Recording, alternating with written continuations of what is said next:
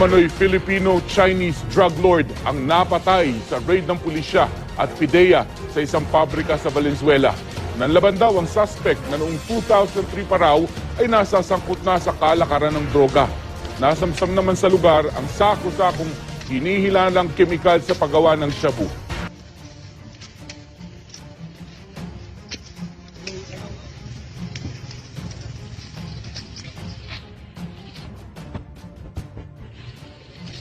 Ito, malaki na ito. From mainland China talaga ito na tao. Ito na yung drug lord na hinahanap natin.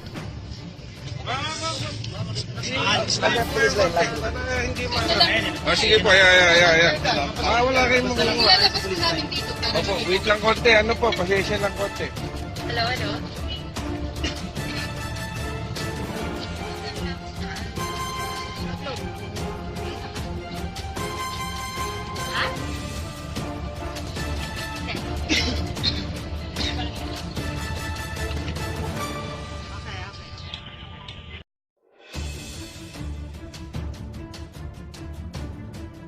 Kung napaplaning na sila? Yes. Bote nga. Mapaplaning na kayo dyan. Mapaplaning. Magpapatayan na kayo dyan. Huwag nyo kalimutan na si Lord nandiyan malag sa taas. Nagmamatsyag, nagbabantay sa atin. Wala kayo may tatago. Wala kayong usok.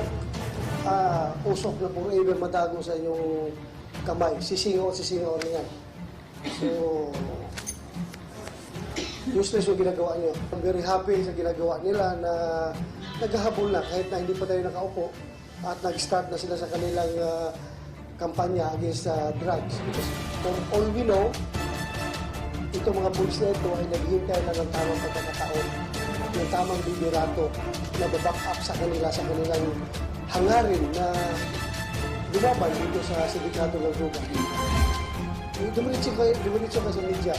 Napapatulong ko sa media. Napakaraming media entities dyan, mga media agencies na pwedeng tumulong sa inyo para masave yung buhay ninyo at maisiwalat niyo yung katotohanan. And from there, kukontakin ako. I will face you. I will hear you. And I will listen to you. So, ganun lang. Sino yan sila? Pero, kasi nakakalumural yung mga upper class ko. Ayaw ko ring malungkot yung aking mga upper class dahil love na love nila ako eh. Ayaw kong malungkot sila. Ha? Ganun na lang sana. Thank you. Thank you, sir. Last two questions. First, Cecil Suerte Felipe, Philippine Star. Sir, good afternoon. Initial info, halos lahat napalitan. Ano yung assurance sa public that this has nothing to do with the previous election? Na baka yung mga tao lang na nag-support dun sa kabila or sa iba, ang tinanggal and then ang na-appoint yung mga support dun sa kay Presidente. Talagang gusto mo magsalita ko tungkol dyan? Ha?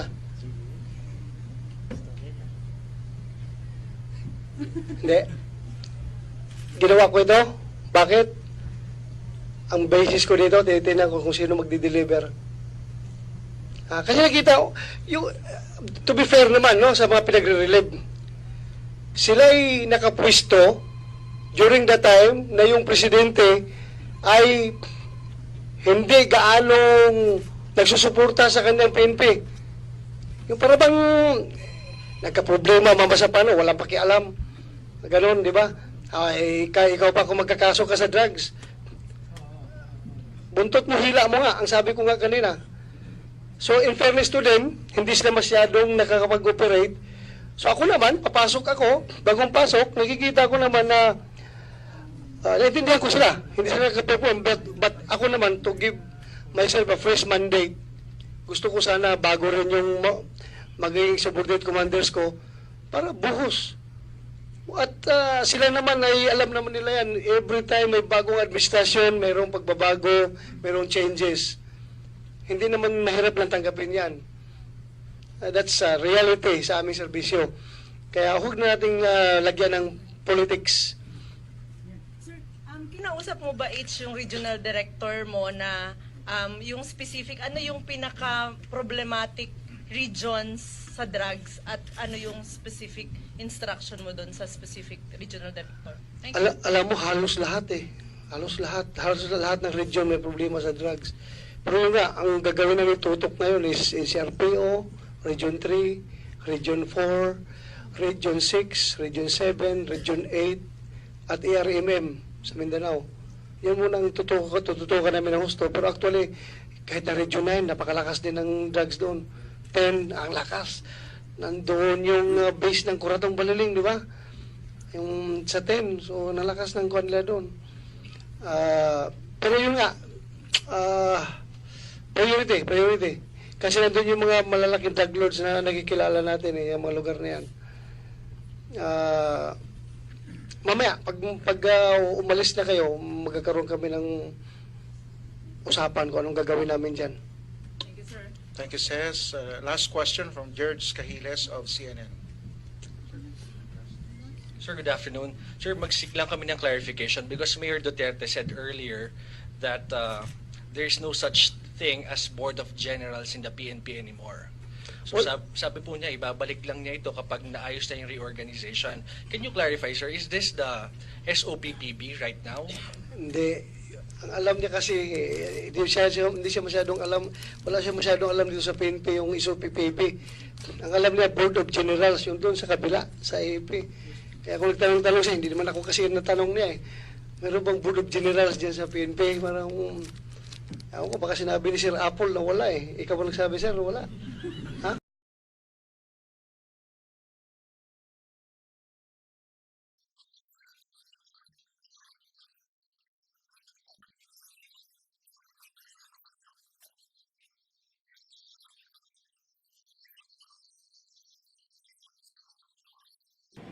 Patayin mo yung mga putang ina yan. Gastos pagkain. Wala namang silbi. Ini-insulto tayo. Well, in the world, kinulong mo na nga.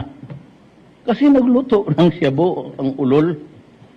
Hinuli ko na nga sa Davao, hindi ko pinatay kasi ito si Dili ang mamadaldal. O si buhay na itong unggoy na to. Nung pinadala doon sa manong lupa, munting lupa, ayun, nagluto na naman ng siyabo. Di ba mabuti pa, sinalvage ko na lang. So these are the things that, kaya ako bakit gano'n. May ayaw talaga, may talagang tao gusto. Ibigay natin kung anong gusto mo eh. You do not want to talk to us, you continue fighting government. We do not want it, you force us to fight. Ay, nung paningin naman, magsige lang tayo tingin. Then, you ask for it, we will give it to you. Now, for the people who want peace, we will go out. Ako, I'm ready to concede BBL, minus the constitutional affirmatives. Hindi ko maibigay yan, kasi yung konstitusyon natin ngayon, hinahawakan natin, hindi pwede. Gagawin yung regional armed forces, pati regional police. You break the chain of command. Commander-in-chief, kung sino man yan, huwag magliko ng ganon. Diretso yan. In other words, the country will always, isang tao lang talaga ang mag-control. Whoever, kasi yan pa naman matagal na. It take about 4, maybe 7 years to perfect. It will not come easy for us. Mag-negotiate lang man naman. Hindi nga ito sa panahon ko. Pero we will remove the things that talagang hindi pwede. But we are ready. Wala yung area, sige. If the Constitution would allow that there is a certain, kami magbigay muna ng authority po sinong gusto nila na mag-manage sa resources. There's enough land. There's enough oil. Paski na sabihin mo na magpikag-away ang China. Inyo na, mas marami pa kami dito. Hindi lang nila alam. Kaya huwag tayo magdaldal ba? Kaya ang China Sea ilagay. Saan ka nakakuha dito ng buong dagat kunin? Hindi gusto ko sabihin sa kanila, kunin mo lang Indian Ocean, Pacific Ocean, pati Atlantic Ocean. Iyon na. Kinuha natin. Pati yung territorial na from the lowest ebb ng tide, maabot ng tide, low tide and high tide, you begin there, then you count 12 miles, and that is your territory, territorial waters. Beyond that, yung ating exclusive economic zone.